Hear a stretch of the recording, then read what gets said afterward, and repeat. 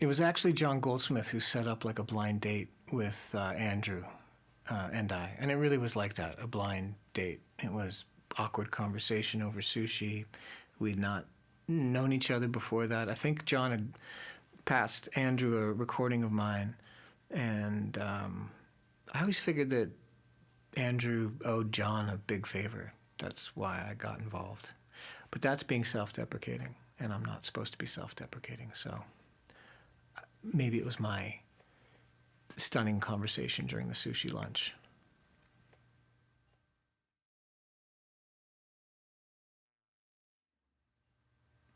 The first thing I sang with The Art of Time was I Thought About You, which is a Johnny Mercer tune.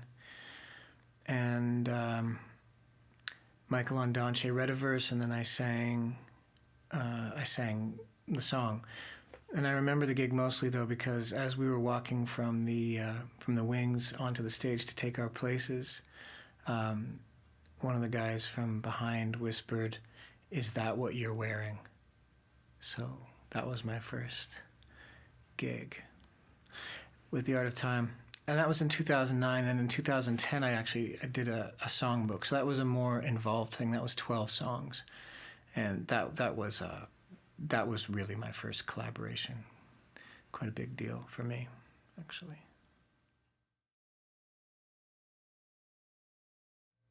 When I think about it, it occurs to me that the people who've had the most profound influence on me as an artist are the other artists that I've played with, not the people that I've looked up to. And those people, those are heroes. You wish you could write like them, sing like them. And the reason that I think it's a more profound influence is because, in fact, these people, knowingly or unknowingly, push you to find an original voice. And while that's not the be-all and end-all of the creative process, it's an important part. And that's why I would say that the hero worship is the best you can get out of that is a kind of a mimicry, but this other relationship with the people that you're actually making music with, that's the real deal. The more relationships I can have this way, I'm learning late in the game, maybe the better musician I'll become. I'm essentially a musically illiterate singer-songwriter. I mean, I don't read music. I never learned how to do that.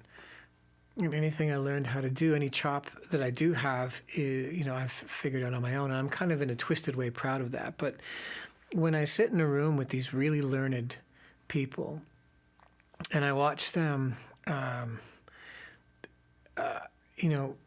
deal with the kinks of a song, an arrangement, and I watch them struggle to talk to each other and to be heard, to listen, to keep their cool while they're doing it, and all in a language that I don't know, but somehow I'm still actually involved in the process.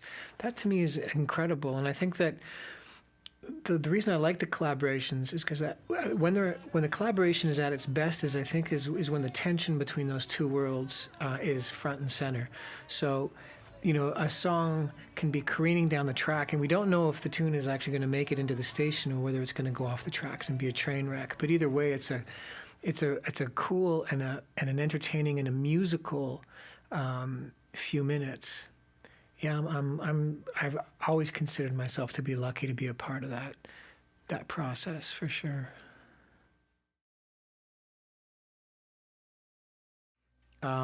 I've had 3 books on my nightstand for a long time now.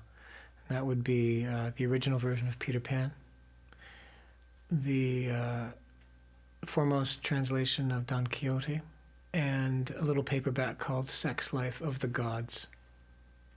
3 books.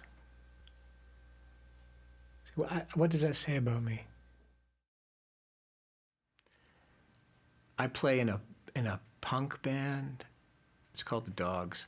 And I get to sing songs with lyrics like, "How mucho, mucho, mucho is that doggo, doggo, doggo in the window?" Yeah, I sing that. Let's see, the other guilty pleasure. You know what? It would be trumpet, playing trumpet. That's a total guilty pleasure. because I feel guilty inflicting my trumpet playing on people who come to pay to hear me sing, because I'll pull the trumpet out. Yeah, so I love the trumpet. I should have been a trumpet player.